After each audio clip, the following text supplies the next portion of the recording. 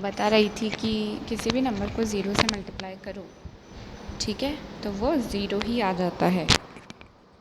ये चीज़ आपको वैसे भी पता है, बट स्टिल अपने एक बार टॉपिक कवर में आपको बताना है, ठीक है। तो ये चीज़ ध्यान रखना। अपन लास्ट एडिटिव आइडेंटिटी पढ़ी थी, मल्टीप्लिकेटिव आइडेंटिटी पढ़ी थी, है ना। और अब अपन को ये देखना है कि किसी भी नंबर को ज़ीरो से मल्टीप्लाई करते हैं तो वो ज़ीरो ही होता है। और अगर किसी नंबर को ज़ीरो को किसी नंबर से डिवाइड करते हैं, 0/15 या 0/20 या 0/10, तो सबका आंसर जो है वो ज़ीरो ही आता है, ठीक है। क्योंकि ज़ीरो को किसी भी नंबर से डिवाइड करो, आंसर ज़ीरो ही आएगा। एंड किसी नंबर को अपन ज़ीरो से डिवाइड नहीं कर सकते, यानी अपन इस तरह से नहीं कर सकते 15 divide by zero, it is wrong, क्योंकि डिफ़ाइन नहीं होता। मतलब अभी तक पता ही नहीं है कि ये होता क्या है, ठीक है। It is not defined. तो किसी नंबर को अपन ज़ीरो से डिवाइड नहीं कर सकते, बट ज़ीरो को किसी नंबर से डिवाइड करेंगे तो आंसर ज़ीरो ही आएगा, ठीक है।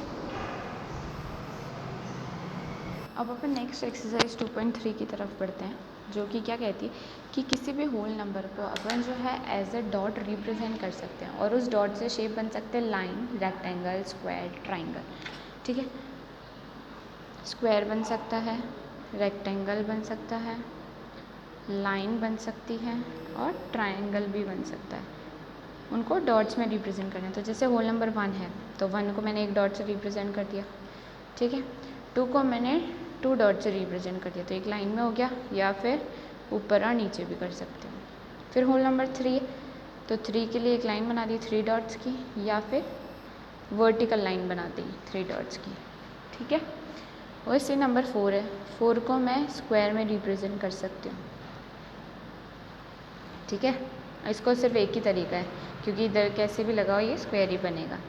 5 को सिंगल लाइन में,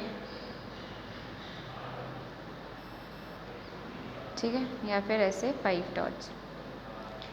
6 को मैं बोलूँ, 6 को 1 2 3 4 5 6 इस तरह से रेक्टेंगल में, या फिर 1 2 3 4 5 6, ठीक है। तो इस तरह से अपन होल नंबर्स को जो है रेक्टेंगल, स्क्वायर, लाइंस इन सब में कर सकते हैं। अब जैसे इसको यहाँ पे ऐसे भी कर सकते थे 1 2 3 1 2, और 6 को ऐसे भी कर सकते हैं, ठीक है। सॉरी 6 का इधर, समझ में आया। इस 6 को इस तरह से भी कर सकते थे अपन, 6 डॉट्स को ज्वाइन करो, ट्राइंगल बन जाएगा। तो ये चीज़ें हैं, इनको ट्राइंगल, डॉट, ऐसे डॉट्स में ऐसे बना सकते हैं अपन अलग अलग शक्ल से। अब आपके एक्सरसाइज 2.3 क्या कहती है, उसमें आपको वैसे तो क्वांटिटेटिव एप्टीट्यूड की तरह, लॉजिकल रीजनिंग की तरह है ये एक्सरसाइज, तो उसमें आपको पैटर्न स्टडी करने होते हैं, ठीक है।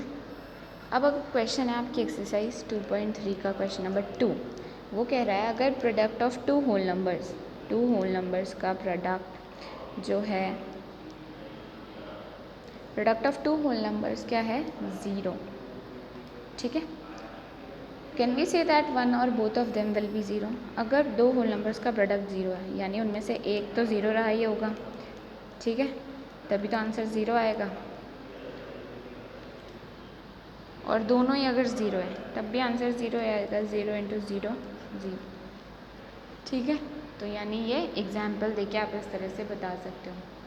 तो ये आपका क्वेश्चन नंबर 2 है। इसी तरह क्वेश्चन नंबर 3, जिनका दो होल नंबर्स का प्रोडक्ट 1 है, तो इसमें देखो अब आप जैसे कहते हैं अगर किसी दो होल नंबर का प्रोडक्ट 1 है, तो उसमें से देखो दूसरे, अगर एक 1 है तो दूसरे को भी 1 ही होना पड़ेगा, ठीक है। और अगर एक 1 नहीं है तो 1/2 × 2 होल नंबर 1 तो आता है मल्टीप्लाई होने पे, बट आप देखो कि ये 1/2 यहाँ होल नंबर नहीं है, ये तो एक रेशनल नंबर है।